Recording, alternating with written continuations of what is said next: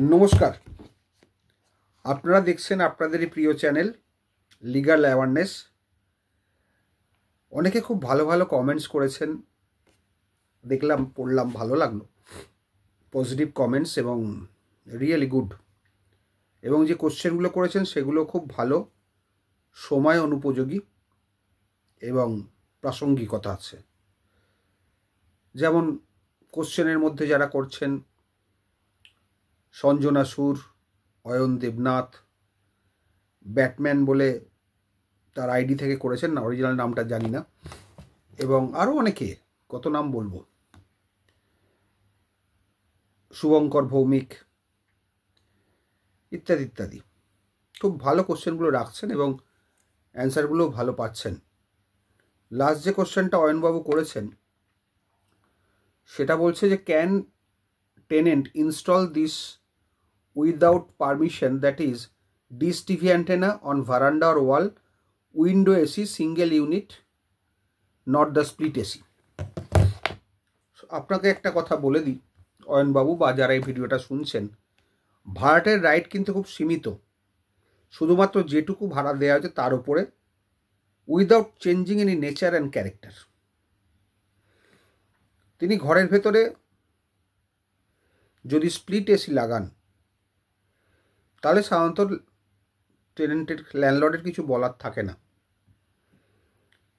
হ্যাঁ, তবে তার জলটা কোথা দিয়ে যাবে সেটা দেখতে হবে, সেটা যেন ল্যান্ডলর্ডকে ডিস্টার্ব না করে বা নেবারদের ডিস্টার্ব না করে। কারণ একটা ক্লজ আছে দেখবেন, যাতে নেবারিং পিপলকে ডিস্টার্ব করলে that is a ground of eviction, clause আছে একটা।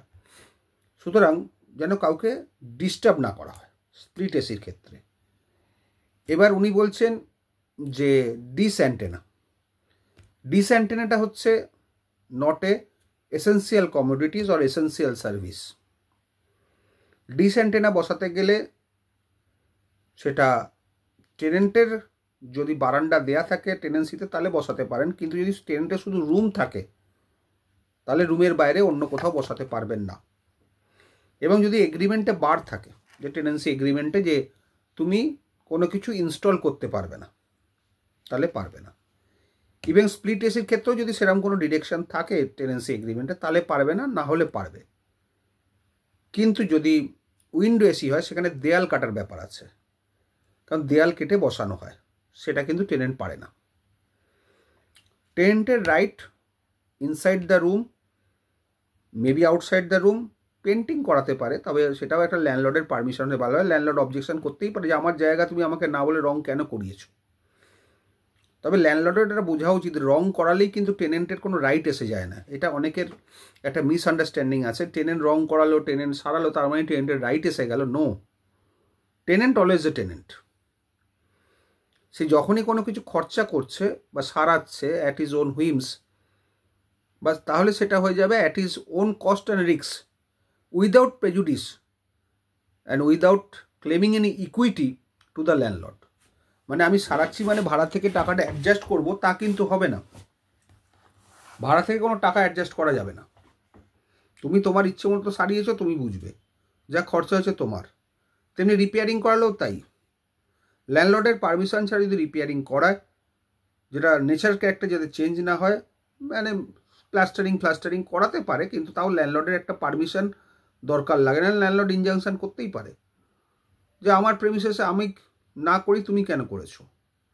তবে আমার মনে হয় বর্তমান ল্যান্ডলর্ডের ছোটোখাটো ব্যাপার নিয়ে কেউ মাথা ঘামায় না, যতক্ষণ না সে নেচার ক্যারেক্টার চেঞ্জ করছে টেনেন্সি রুমের। কেউ যদি টেনেন্টের রুম রং করে তাকে অ্যালাউ করা উচিত, কেউ যদি প্লাস্টার করে তাকে অ্যালাউ করা উচিত, যতক্ষণ না সে স্ট্রাকচারাল অল্টারেশন অ্যাডিশন করছে। কথাটা মাথায় রাখতে হবে, স্ট্রাকচারাল অল্টারেশন অ্যাডিশন, এটা টেনেন্ট করতে পারে না। টেনেন্টের রাইট নেই without consent and permission of the landlord. কারণ তাহলে ঘরের নেচার ক্যারেক্টারটা চেঞ্জ হয়ে যাচ্ছে। স্ট্রাকচারাল অল্টারেশন অ্যাডিশন করলে পরবর্তীকালে ল্যান্ডলর্ডদের অসুবিধা হতে পারে, যে একটা ঘর দিলাম, সে নেচার ক্যারেক্টার চেঞ্জ করে ঘরটা অন্যরকম, একটা ঘরকে দুটো ঘর ভাগ করে দিল। পার্টিশনও করতে পারে না। হ্যাঁ, উডেন পার্টিশন করতে পারে for the temporary reason, but not the concrete partition, সেটা করতে পারে না। এবার উডেন পার্টিশন করলেও ল্যান্ডলর্ডের পারমিশন দরকার, মানে সবেতেই একটা ল্যান্ডলর্ডের পারমিশন দরকার। না হলে করতে পারেন, গায়ের জোরে করুন, কিন্তু ল্যান্ডলর্ড সেই গ্রাউন্ডে কিন্তু নেচারকে একটা চেঞ্জ করেছে বা উইদাউট কনসেন্ট করেছে, নুইসেন্স অ্যান্ড অ্যানুয়েন্সের মামলা করে দিতে পারে ওই গ্রাউন্ডে। যদিও মামলাটা একটু উইক হয়ে যাবে, বাট করতে পারে, আপনি হ্যারাসড হবেন। সব থেকে ভালো টেনেন্টের ল্যান্ডলর্ডের সঙ্গে মিলেমিশে চলুন, তাতে আপনারও লাভ, ল্যান্ডলর্ডেরও লাভ। সবসময় মামলা মকদ্দমা কোর্ট কাছারির দিকে ঝুঁকবেন না, চেষ্টা করবেন নিজেরা বসে মেটানোর। না মিটলে তো আমরা আছি। সবসময় মাথায় রাখবেন, আইন আদালত হচ্ছে পয়সার জায়গা, খরচের জায়গা। যাদের পয়সা আছে তাদের গায়ে লাগে না, কিন্তু যাদের পয়সা নেই, ফিস কম, আর্থিক সামর্থ্য নেই, তাদের কিন্তু সত্যি করে গায়ে লাগে। তাদেরকে legal add service of West বেঙ্গলের সাহায্য নিতে হয়, যেরকম সরকারি হাসপাতাল থেকে ট্রিটমেন্ট হয় সেরকমই হবে। যদিও আমি সবসময় একটা প্রেফার করি যে পার্টিরা নিজেদের মধ্যে সেটেল করে নিলে ভালো। অনেকে বলেন তাতে আপনাদের কী লাভ? দেখুন, সবসময় লাভ ক্ষতি দেখে সব কিছু হয় না। যদি দুপক্ষ খুশি হয়ে একটা সেটেলমেন্টে আসে, আমাদের কি অসুবিধা? আমরা তো ফিস পাচ্ছি। হ্যাঁ, একটা মামলা তো 5 বছর চলতো, সেটা এটা কম্প্রোমাইজ হয়ে সেটেলমেন্ট হইতে সঙ্গে সঙ্গে শেষ হয়ে যাবে। সেখানে ক্লায়েন্ট ফিস দেয়, আমার ক্লায়েন্ট তো দেয়, আর উইদাউট ফিস ছাড়া আমি কোনো কাজও করি না, এটা আমার ক্লায়েন্টরা জানে। কোনো অ্যাডভাইসও দিই না, প্রফেশনাল অ্যাডভাইস কনসালটেশন উইদাউট ফিস ছাড়া আমি করি না, সে যে কেউ হোক। যাই হোক, এবার কথা হচ্ছে সবসময় উচিত নিজেদের মধ্যে মিলেমিশে চলা, অ্যাডজাস্টিং মেন্টালিটি থাকা দরকার। যদি অ্যাডজাস্ট করে আপনাদের শান্তি বিঘ্নিত না হয়, যদি রাত্রিরে ভালোভাবে ঘুমোতে পারেন, I think that would be better instead of filing a suit. হ্যাঁ, যদি উপায় না থাকে, দেওয়ালে পিঠ ঠেকে গেছে, কোনো রকমভাবে টেনেন্ট বা ল্যান্ডলর্ড কোঅপারেট করছে না, তখন আপনাদের হাতে রাইট আছে, মামলা করুন।